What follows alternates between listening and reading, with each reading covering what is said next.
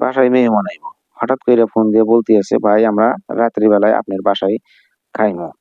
তো ঠিক আছে আইসেন, আর কিছু বলার নাই। তো ডিম সিদ্ধ দিয়ে আইলাম চুলার উপরে বসাইয়া। এদিকে আবার বউ মুরগির মাংস বাই করছে ফ্রিজ থেকে, কারণ মেহমানরা আবার গরুর মাংস খায় না। গরুর মাংস খাইলে নাকি তাদের শরীর চুলকায়, আবার বিভিন্ন সমস্যা, ডায়াবেটিসও আছে একজনের। চিন্তা করেন এখন অল্প বয়সেই কেমন ডায়াবেটিস হয়ে যায় সবারই। মাংসটা ভালো করে ধুয়ে নিয়ে আইসা কড়াইয়ের ভিতরে দেখুন তেল দিয়া বসাইয়া দিল। তেল গরম হওয়ার সাথে সাথেই আমার বউ দিয়ে দিল পেঁয়াজ। পেঁয়াজ দেওয়ার পরে দিল দারচিনি এবং তেজপাতা। তেজপাতা দেওয়ার পরে দিল আদা বাটা। আদা বাটা দেওয়ার পরে এখন দিল রসুন বাটা। রসুন বাটা দেওয়ার পরে এখন দিল গরম মশলা বাটা।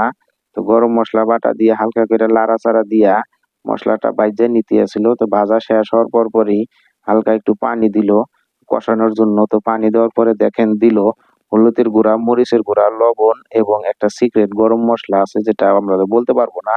মশলা কষানো শেষ হওয়ার পরেই দেখেন আমার বউ কিন্তু মুরগির মাংস দিয়ে দিছে। তো এই যে দেখুন মুরগির মাংস দিয়ে ভালো করে লাড়াচাড়া কইরা এখন মুরগির মাংসটা ঢাইকা দিব পানি দিয়া। বলো মানে কষানো হয়ে গেছে, পানি দিয়ে ঢাইকা দিয়া এই পাশে আবার এসে ডিম ভুনা করার কড়াই গরম হওয়ার সাথে সাথে তেল দিয়া ডিম দিল ছাইরা। ডিম ছাইরা দিয়ে হালকা একটু হলুদ দিয়া ডিমটা ভাইজা নিল। ভাইজা নেওয়ার পরে ওই কড়াইয়ের তীরেই আমরা দিয়ে দিলাম পেঁয়াজ মরিচ দিয়া ভালো কইরা ভাজতেছিলাম। তো ভাজার পরে হালকা একটু হলুদ আর শুকনো মরিচের গুঁড়া আর একটা সিক্রেট মশলা আমাদের, এটা দিয়া ডিমটা ভুনা করতে আছে। তো বন্ধুরা যারা ভিডিওটি ইউটিউব চ্যানেল থেকে দেখতে আছেন অবশ্যই কিন্তু চ্যানেলটি সাবস্ক্রাইব করে দিবেন। আর এরকম রান্নার ভিডিও যার যার ভালো লাগে অবশ্যই কমেন্ট করে জানাবেন। তো ডিম ভুনা শেষ কইরা নামায়া রাখলাম। নামায়া রাখা এখন আবার কি করতে হইব, এই যে দেখুন মুরগির মাংস আর একবার একটু লাড়া দিয়ে আইলো।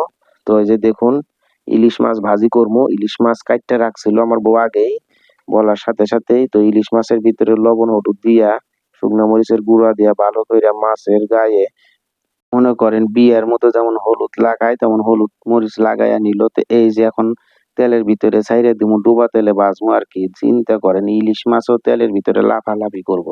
তো বলতে না বলতেই দেখেন মাছ কিন্তু অলরেডি ভাজা শেষ, এখন নামাইয়া ফালাইবো। তো এই যে নামাইতে আছে বন্ধুরা, দেখুন নামানো শেষ। এখন তো কিন্তু কড়াইয়ে কিন্তু তেল উঠে গেছে বেশি। তো আমি বললাম যে হালকা একটু তেল মাছের সাথে ডাইলা রাখো, ভাত দিয়ে খাওয়া যাইব। তো কয় ভাত তো পাকামো না, পাকামো পোলাও। তো এই যে দেখুন পোলাও পাকানোর জন্য পাতিল বসাইয়া দিছে। পাতিলের ভিতর তেজপাতা দারচিনি পেঁয়াজ দিয়া নাড়াচাড়া করতে আছে। তো এই যে বন্ধুরা পোলাওর চাউল কিন্তু দিয়া পোলাওর চাউল ভাজতে আছে বন্ধুরা। তো এইদিকে আবার বলতে না বলতে মেহমানরা কিন্তু আইসা হাজির, যার জন্য আর পোলাওটা কিন্তু সম্পূর্ণ দেখাতে পারলাম না। সবাই ভালো থাকবেন।